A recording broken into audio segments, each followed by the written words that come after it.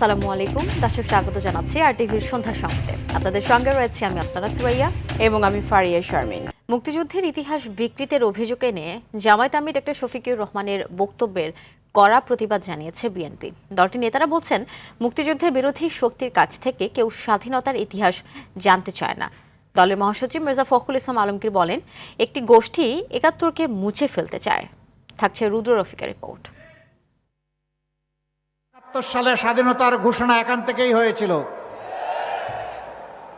আপনাদেরই এক গর্বিত সন্তান সবার আগে চিৎকার দিয়ে বলেছিলেন, উই রিবর্ন। সম্প্রতি চট্টগ্রামে নির্বাচনী প্রচারণায় বাংলাদেশ জামাত ইসলামের আমির ডক্টর শফিকুর রহমান মুক্তিযুদ্ধে কর্নেল অলি আহমেদের অবদান স্পষ্ট করতে গিয়ে যে বক্তব্য দেন তা নিয়ে দেশব্যাপী চলছে সমালোচনা। গুলশানে এক সংবাদ সম্মেলনে বিএনপি নির্বাচন পরিচালনা কমিটির মুখপাত্র মাহদি আমিন বলেন, জামাত আমিরের বক্তব্য ফ্যাসিবাদের বয়ানের শামিল। এই রাজনৈতিক দল বাংলাদেশের স্বাধীনতার বিপক্ষে অবস্থান নিয়েছিল, আমাদের মা বোনদের সম্ভ্রমহানির সাথে জড়িত ছিলেন। সেই দলের যিনি নেতা, তিনি যদি নিজেই ইতিহাস বিকৃতিতে কোনো বয়ান তৈরি করতে চান, দেশের মানুষ তাতে স্বাভাবিকভাবেই স্তব্ধ। সে সময় তিনি নির্বাচনে পর্যবেক্ষক দলের সংখ্যা ও বিএনসিসি ক্যাডেটদের মোতায়েন নিয়ে উদ্বেগের কথা জানান। বলেন, তারেক রহমানকে নিয়ে একটি দল গেল এক সপ্তাহে ২৯টি ভুয়া তথ্য প্রচার করেছে। বিএনপির ক্রমবর্ধমান গণজোয়ার ও জনসমর্থনের মুখে তারা ক্রমশ জনবিচ্ছিন্ন হয়ে পড়ছে বলে সুস্থ ধারার রাজনৈতিক প্রতিযোগিতার পথ ছেড়ে ব্যক্তিগত আক্রমণ এবং অপতথ্য ছড়ানোর নোংরা কৌশল বেছে নিয়েছেন। নয়াপল্টনে দলের কেন্দ্রীয় কার্যালয়ে এক দোয়া মাহফিলে সিনিয়র যুগ্ম মহাসচিব রুহুল কবির রিজভী বলেন, জামাত ক্ষমতায় গেলে আবারও ফ্যাসিবাদের আবির্ভাব ঘটবে। ইসলামের নামে রাজনীতি করতে গিয়ে মুনাফিকি এবং মিথ্যাকে যদি আশ্রয় করতে হয়, তাহলে আপনারা ইসলামের সাথেই বিশ্বাসঘাতকতা করবেন। এদিকে রাজধানীর একটি হোটেলে এক গোলটেবিল আলোচনা শেষে স্থায়ী কমিটির সদস্য আমির খসরু মাহমুদ চৌধুরী বলেন, মুক্তিযুদ্ধের ইতিহাস নিয়ে জামাত আমিরের বক্তব্য আরও বিভক্তি সৃষ্টি করেছে। জিয়া রহমান সাহেবকে বিতর্কিত করে কি অর্জন করতে চাচ্ছে সেটার উত্তর তোমরা দিতে পারবেন। আমরা বিভক্তি থেকে বেরিয়ে আসতে চাচ্ছি, সামাজিক বিভক্তি, রাজনৈতিক বিভক্তি থেকে একটা ভবিষ্যতের বাংলা দিকে যাচ্ছে। তো এগুলো তো মনে হয় আরও বেশি বিভক্তি সৃষ্টি করার জন্য নতুন নতুন সাবজেক্ট বিষয় সামনে নিয়ে আসা, তাই না? অন্যদিকে কক্সবাজারে এক নির্বাচনী সমাবেশে স্থায়ী কমিটির আরেক সদস্য সালাউদ্দিন আহমদ বলেন, জামাত আমিরের বক্তব্য বিভ্রান্তিকর ও অসত্য। যারা বাংলাদেশের স্বাধীনতার বিরোধিতা করেছিল, তারা বাংলাদেশের স্বাধীনতার ইতিহাসকে বিকৃতি করবে, এটাই স্বাভাবিক। বাংলাদেশের মানুষ জানে আজকে তারা যে নবরূপে নিজেদেরকে মুক্তিযোদ্ধার দল হিসেবে প্রতিষ্ঠা করতে চায়, সেটা একটা প্রতারণা। এছাড়া ঠাকুরগাঁও পৌর কমিউনিটি সেন্টারে নির্বাচনী জনসভায় বিএনপি মহাসচিব মির্জা ফখরুল ইসলাম আলমগীর বলেন, ধর্মকে ব্যবহার করে মানুষকে বিভ্রান্ত করা হচ্ছে। একটা গোষ্ঠী ওই ৭১কে পিছনে ফেলতে চায়। ৭১কে পিছনে ফেললে আমি আমার অতীতকে অস্বীকার করব। রুদ্র রফিক, RTV, ঢাকা। আগামী ৯ ফেব্রুয়ারি বাংলাদেশ টেলিভিশনে বিএনপি চেয়ারম্যান তারেক রহমানকে ভাষণ দেওয়ার ব্যবস্থা করতে বলেছে নির্বাচন কমিশন। মঙ্গলবার ইসির জনসংযোগ পরিচালক, পিটিভি মহাপরিচালক এ বিষয়ে চিঠি দিয়েছেন। চিঠিতে জাতীয় সংসদ নির্বাচন আচরণ বিধিমালা ২০২৫ অনুযায়ী লিখিত আবেদনের ক্রমানুসারে রাজনৈতিক দলের প্রধানদের জন্য স্লট বরাদ্দ দিতে বলা হয়েছে। এখন পর্যন্ত বিএনপি ব্যতীত অন্য কোনো রাজনৈতিক দল আবেদন না করায় তাদের চাহিদা অনুযায়ী ৯ ফেব্রুয়ারি শেষ স্লটে দলীয় প্রধান তারেক রহমানের বক্তব্য প্রদানের সুযোগ দেওয়ার প্রয়োজনীয় ব্যবস্থা গ্রহণের জন্য বলেছে নির্বাচন কমিশন।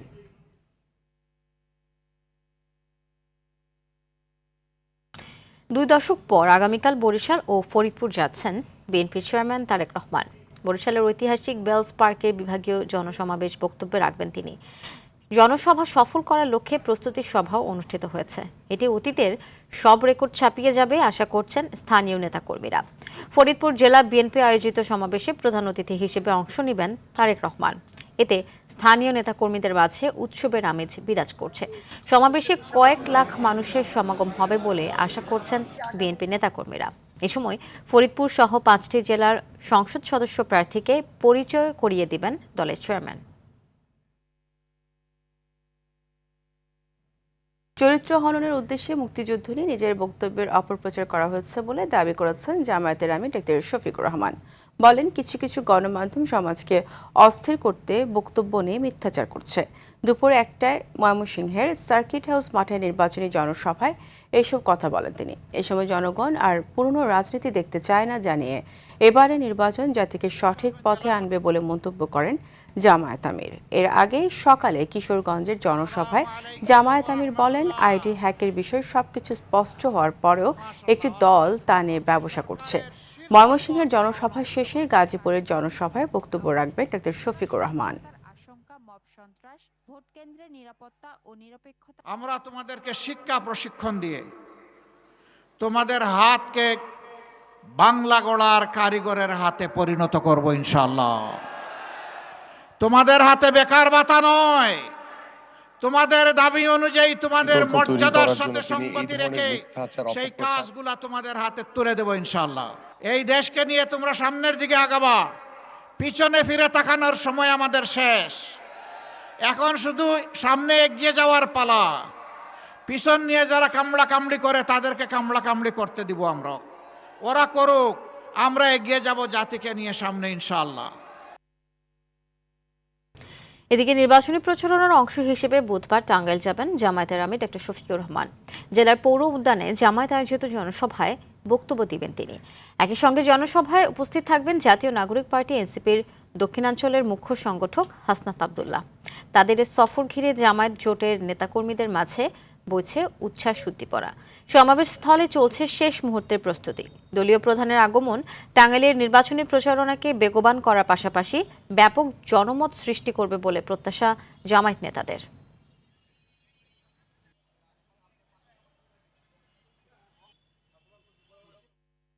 একটি স্বার্থান্বেষী মহল সাইনবোর্ড লাগিয়েছে ইসলামের, কিন্তু গোপনে মিটিং করে ভারতের সাথে, আমেরিকার সাথে বলে মন্তব্য করেছেন ইসলামী আন্দোলন বাংলাদেশের আমির মুফতি সৈয়দ মোহাম্মদ রেজাউল করিম। বিকেলে কারওয়ান বাজারে ঢাকা 12 আসনে নির্বাচনী জনসভায় অংশগ্রহণ করে এসব কথা বলেন তিনি। জনগণের আশা আকাঙ্ক্ষা ছিল স্বাধীনতার পরবর্তীতে সাম্যের বাংলাদেশ পাওয়ার পরিবর্তে হয়েছে দুর্নীতিতে প্রথম। দুর্নীতিবাজরা শরিয়া আইনকে ভয় পায় বলেও উল্লেখ করেন তিনি।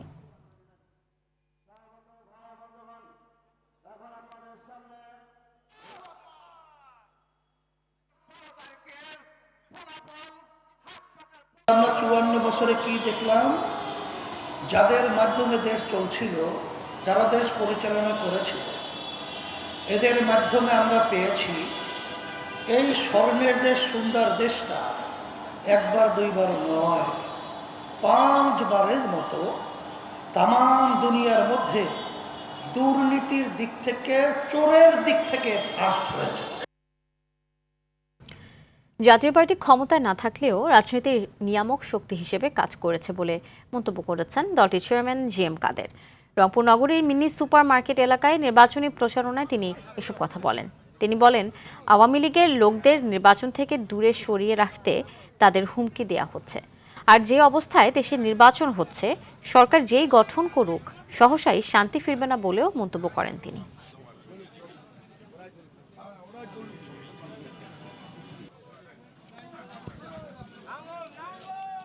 দেশ প্রতিদিন ভয়াবহতার দিকে যাচ্ছে, সংঘর্ষের দিকে যাচ্ছে, গৃহযুদ্ধের দিকে যাচ্ছে। আমরা একজন একজনকে মনে হয় রাজনীতিতে আসছি আমরা একজন একজনকে ধ্বংস করার জন্য, একজনকে হত্যা করার জন্য, বিভিন্নভাবে শেষ করে দেওয়ার জন্য। এইভাবে রাজনীতি কখনোই স্থিতিশীলতা আসতে পারে না। আইন শৃঙ্খলা রক্ষায় নির্বাচন কমিশনকে নিরপেক্ষভাবে সহায়তা করতে কোস্টগার্ড সদস্যদের কড়া নির্দেশ দিয়েছেন স্বরাষ্ট্র উপদেষ্টা মোহাম্মদ জাহাঙ্গীর আলম চৌধুরী। এ সময় প্রার্থী ও দলের পক্ষে কাজ করলে কঠোর ব্যবস্থা নেওয়ারও হুঁশিয়ারি দেন স্বরাষ্ট্র উপদেষ্টা।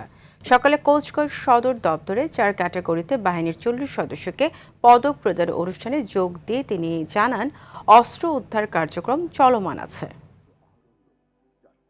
পদক গ্রহণ করছে মোহাম্মদ আরিফুজ্জামান ইমাম হাসান আজাদ।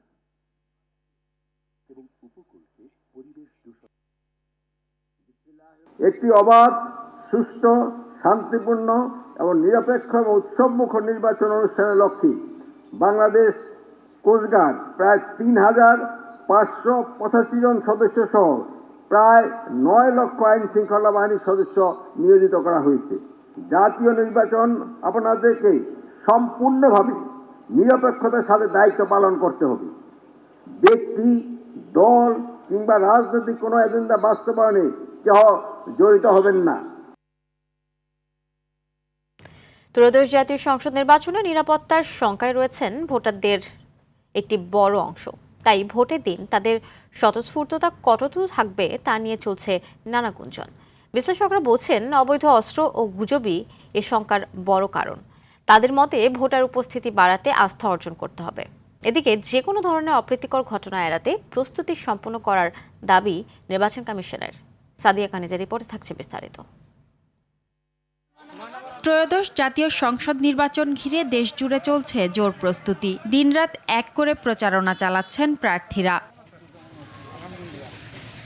এ অবস্থায় 12 ফেব্রুয়ারি ভোট কেন্দ্রে ভোটার উপস্থিতি নিয়ে তৈরি হয়েছে নানা সংশয়। বিগত কয়েকটি নির্বাচনের নেতিবাচক অভিজ্ঞতার কারণে সাধারণ ভোটারদের মধ্যে রয়েছে মিশ্র প্রতিক্রিয়া। এই সুযোগকে কাজে লাগিয়ে অনেক স্বার্থন্বেষী মহল মব সন্ত্রাস, ভায়োলেন্স এই সমস্ত ঘটনা করবে। সরকারের প্রশংসনীয় উদ্যোগের মাধ্যমে এই সহিংসতা একটু কমিয়ে আনা যাবে, বাট একেবারে নির্মূল করা আমার মনে হয় পুরোটাই অসম্ভব। যদিও এখন বিশৃঙ্খলা থেকে থাকে, আশা করি নির্বাচনের আগ পর্যন্ত এটা কন্ট্রোলে চলে আসবে। এমনি টুকিটাকি তো সংঘাত হবে, সব জায়গায় হয় কম বেশ, মারামারি পিটাপিটি, তবে ভালো নির্বাচন আশা করা যায়। প্রশাসন শক্তভাবে ভূমিকা নেয়, পদক্ষেপ নেয়, তাহলে টুকিটাকি হবে না। ভোটারদের নিরুৎসাহিত করতে এরই মধ্যে সক্রিয় হয়ে উঠেছে রাজনৈতিক কার্যক্রম নিষিদ্ধ আওয়ামী লীগ। এছাড়া সহিংসতার আশঙ্কা, মব সন্ত্রাস, ভোট কেন্দ্রের নিরাপত্তা ও নিরপেক্ষতার প্রশ্নসহ নানা কারণে তৈরি হয়েছে গুঞ্জন। ভোটারদের আস্থা ফেরানোই এখন কমিশনের বড় চ্যালেঞ্জ। নির্বাচন কমিশনের আহ্বান হচ্ছে সর্বোচ্চ সংখ্যক ভোটাররা কেন্দ্রে আসবেন, যাকে ইচ্ছা, যাকে পছন্দ, তার পছন্দের প্রার্থীকে ভোট দিবেন। নির্বাচন কমিশন খুশি হবে যদি ভোটারদের টার্ন আউটটা বেশি সংখ্যায় হয়, উৎসবমুখর হয় এবং সবাই অবাধ, সুষ্ঠু, নিরপেক্ষভাবে ভোটটা দিতে পারে। নির্বাচন বিশ্লেষকদের মতে ভোটারের শঙ্কা দূর করতে প্রশাসনকে আরও সতর্ক হতে হবে, বাড়াতে হবে মনিটরিং। ডিপেন্ড করবে যে আইন শৃঙ্খলা পরিস্থিতি ভোটের দিন কেমন থাকবে এবং এই প্রার্থীরা সংঘর্ষে লিপ্ত না হয়, তাহলে কিন্তু ভোটার উপস্থিতি অবশ্যই বাড়বে। আওয়ামী লীগের যারা কোর কর্মী তাদের ভিন্ন, কিন্তু সাধারণ ভোটার যারা, তারা অবশ্যই তার এলাকাতে সে দেখবে যে আমার এলাকাতে আমাকে তো টিকে থাকতে হবে, আমার ব্যবসা টিকে থাকতে হবে, আমার চাকরি রাখতে হবে, তাহলে আমি বরং এখন যে ব্যক্তি আমার পছন্দ তাকে ভোট দেবে। নতুন বাংলাদেশ বিনির্মাণে এক ঐতিহাসিক ও গুরুত্বপূর্ণ ধাপ 12 ফেব্রুয়ারির নির্বাচন। আর তাই সেদিন দেশের আপামর জনগণ তাদের ভোটাধিকার প্রয়োগ করবে, এমনটাই প্রত্যাশা সরকারের। সাদিয়া কানিজ, RTV, ঢাকা। আজ পবিত্র শবে বরাত, পুণ্যময় রজনী। এ রাতে আল্লাহ তার বান্দাদের বিশেষ ক্ষমা করেন। মুফতি সাইফুল ইসলাম বলেন, খাস নিয়তে ইবাদত করলে এই রাতের ইবাদত আল্লাহ কবুল করে নেন। তবে শবে বরাতের নফলের চেয়ে গুরুত্বপূর্ণ ফরজ ইবাদত। নফল নামাজের রাকাত সংখ্যা নিয়ে কোনো নির্দেশনা নেই বলেও জানান তিনি। মাগরিব থেকে ফজরের মধ্যবর্তী সময় শবে বরাতের ইবাদতের জন্য নির্ধারিত। এ বিষয়ে জানাচ্ছেন AR বাদল।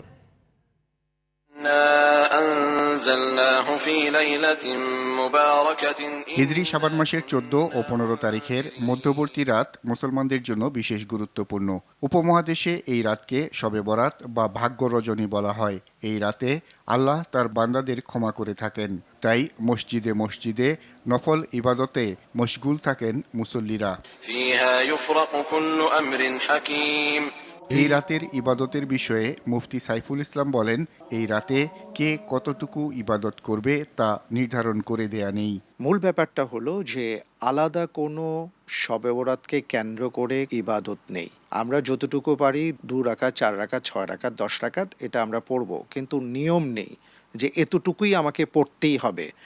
কিন্তু গুরুত্বপূর্ণ যেটা, সেটা হলো নফল ইবাদতের ক্ষেত্রে যদি আমরা এতটা গুরুত্ব দেই, তাহলে অবশ্যই ফরজ ইবাদতের ক্ষেত্রে কতটা গুরুত্ব দেওয়া উচিত সেটা নিশ্চয়ই আমাদের অনুধাবন করতে হবে। তিনি বলেন, এ রাতে আল্লাহ বান্দাদের ক্ষমা করে থাকেন।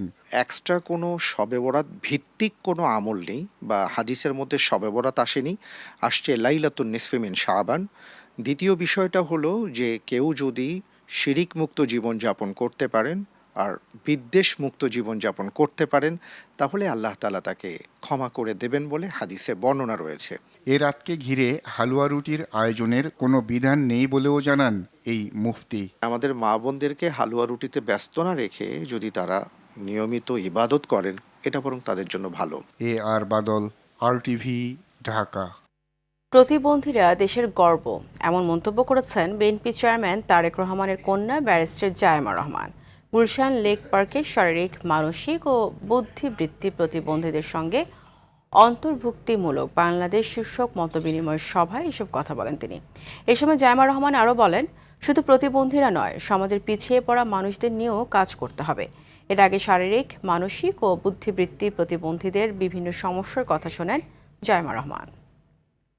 আপনারা তো দেশের গর্বই। আমার মনে হয় এত কষ্ট করেও যে আপনারা এত কিছু করে দেখাতে পেরেছেন, আপনিও আরো সুযোগ করবেন, হয়তো আপনিও আরো সুযোগ পাবেন এরকম আরো প্ল্যাটফর্মে আসতে, আরো কথা বলতে, জানতে, শিখতে আর একসাথে কাজ করতে।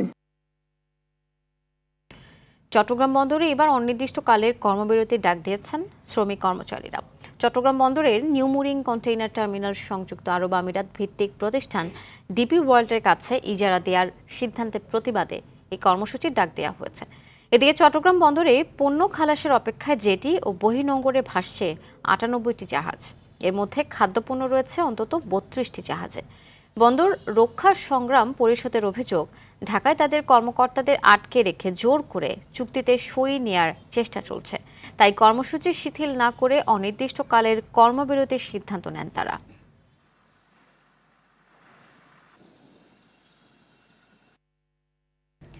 জুলাই গণ-অভ্যুত্থানে রাজধানীর রামপুরায় কার্নিশে ঝুলে থাকা এক ব্যক্তিকে গুলি করা সহ দুজনকে হত্যা মামলায় আজ যুক্তিতর্ক উপস্থাপন শেষ হয়েছে। রায়ের তারিখ নির্ধারণ হবে 15 ফেব্রুয়ারি। বিচারপতি গোলাম মুর্তজা মজুমদারের নেতৃত্বাধীন আন্তর্জাতিক অপরাধ ট্রাইব্যুনাল 1-এ এই হয় মামলার বিচারিক কার্যক্রম। অন্যদিকে ট্রাইব্যুনাল 2-এ কুষ্টিয়ায় 6 জনকে হত্যা সহ 8 অভিযোগে জাসদ সভাপতি হাসানুল হক ইনুর মামলায় তদন্ত কর্মকর্তাকে জেরা করে আসামি পক্ষ। অবশিষ্ট জেরা 8 ফেব্রুয়ারি। এছাড়া এদিন আরও 2টি নতুন মামলার অভিযোগ আমলে নিয়ে আসামিদের নামে গ্রেপ্তারি পরোয়ানা জারি করেছে ট্রাইব্যুনাল। আমির হোসেন নামে একজন, সে আশ্রয় নেয় একটি নির্মাণাধীন ভবনের কার্নিশে ঝুলে। তাকে তাড়া করে দুজন পুলিশ ওই কার্নিশে উঠে, ওই ভবনের ছাদে উঠে তাকে লক্ষ্য করে 6টি গুলি করে এবং প্রত্যেকটি গুলি তার গায়ে লাগে। আমরা আসামিদের বিরুদ্ধে প্রত্যেকটি অভিযোগ সন্দেহাতীতভাবে প্রমাণ করতে সক্ষম হয়েছি এবং সর্বোচ্চ শাস্তি ট্রাইব্যুনাল তাদেরকে প্রদান করবেন মর্মে আমরা প্রত্যাশা করি। র্যাপিড অ্যাকশন ব্যাটালিয়ন র্যাবের নাম পরিবর্তনের সিদ্ধান্ত নিয়েছে অন্তর্বর্তী সরকার। স্বরাষ্ট্র উপদেষ্টা মোহাম্মদ জাহাঙ্গীর আলম চৌধুরী জানিয়েছেন, বাহিনীটির নতুন নাম হবে স্পেশাল ইন্টারভেনশন ফোর্স SIF। সকালে স্বরাষ্ট্র মন্ত্রণালয়ের সভাকক্ষে কোর কমিটির সভা শেষে এই সিদ্ধান্তের কথা জানান তিনি। স্বরাষ্ট্র উপদেষ্টা জানান, র্যাবের পোশাকও পরিবর্তন করা হবে। 2004 সালের 26 মার্চ স্বাধীনতা দিবসের প্যারেডে কুচকাওয়াজে অংশগ্রহণের মাধ্যমে এলিট ফোর্স র্যাবের আত্মপ্রকাশ ঘটে। দেশে জঙ্গি ও সন্ত্রাস দমন এবং আইনশৃঙ্খলার মানোন্নয়নে গঠন করা হয়েছিল র্যাব ফোর্স। র্যাবের নাম পরিবর্তন করে SIF বা স্পেশাল ইন্টারভেনশন ফোর্স নামে নামকরণের সিদ্ধান্ত নিয়েছে সরকার। পাশাপাশি বাহিনীটির পোশাক পরিবর্তনেরও সিদ্ধান্ত হয়েছে বলে জানিয়েছেন স্বরাষ্ট্র উপদেষ্টা লেফটেন্যান্ট জেনারেল জাহাঙ্গীর আলম চৌধুরী। সচিবালয় আইন শৃঙ্খলা সংক্রান্ত কোর কমিটির বৈঠক শেষে এই কথা জানান উপদেষ্টা বলেন, পুলিশের মনোবল অনেক বেড়েছে, ইলেকশন উৎসব মুখর হবে। TIBর যে প্রতিবেদন দিয়েছে সেটা তাদের ব্যাপার, এর কোনো সত্যতা নেই বলেও মন্তব্য করেন স্বরাষ্ট্র উপদেষ্টা। র্যাবের যে নতুন নাম, আজকে থেকে এটা নতুন নাম করা হচ্ছে স্পেশাল ইন্টারভেনশন ফোর্স SIF। এটা সুপারিশ করেছে এবং মাননীয় প্রধান উপদেষ্টা এটা অনুমোদন দিয়েছে। এখন পুলিশের মনোবল অনেক বেড়ে গেছে, তাদের কর্মক্ষমতা অনেক বেড়ে গেছে। এই জন্য ইলেকশনে কোনো ধরনের কোনো অসুবিধা হবে না। মার্কস অ্যাক্টিভ স্কুল জিনিয়াসের ফাইনাল রাউন্ড শুরু হলো আজ। 3 দিন ব্যাপী চলবে ফাইনাল রাউন্ডের আয়োজন। প্রথম দিনে নবম ও দশম শ্রেণীর বাছাইকৃত 10 শিক্ষার্থীর ভেতর থেকে বাছাই করা হবে 3 বিজয়ীকে। 4 ফেব্রুয়ারি সপ্তম ও অষ্টম শ্রেণীর এবং 5 ফেব্রুয়ারি পঞ্চম ও ষষ্ঠ শ্রেণীর বাছাইকৃত 10 জন করে শিক্ষার্থীর মধ্য থেকে আরও 6 জন বিজয়ী উঠে আসবেন। অনুষ্ঠানটি আজ ও আগামী দুদিন আরটিভির পর্দায় রাত 9টায় দেখা যাবে। বাংলাদেশের রেজিস্ট্রেশনকৃত 1 লাখ শিক্ষার্থীদের ভেতর থেকে সেরা 30 জন লড়েন ফাইনাল রাউন্ডে। 10 মিনিট স্কুল ও মার্কস অ্যাক্টিভ স্কুলের যৌথ উদ্যোগে পরিচালিত হয় এই আয়োজন। ফাইনালের উপস্থাপনায় ছিলেন জনপ্রিয় ইনফ্লুয়েন্সার ও 10 মিনিট স্কুলের প্রতিষ্ঠাতা আয়মান সাদিক এবং অতিথি হিসেবে যোগ দেন বাংলাদেশের ফুটবলার জামাল ভুঁইয়া। দর্শক, সন্ধ্যা সংবাদ এ পর্যন্তই। রাতের সংবাদ 11:15টায় দেখার আমন্ত্রণ রইল। ধন্যবাদ সবাইকে। ধন্যবাদ।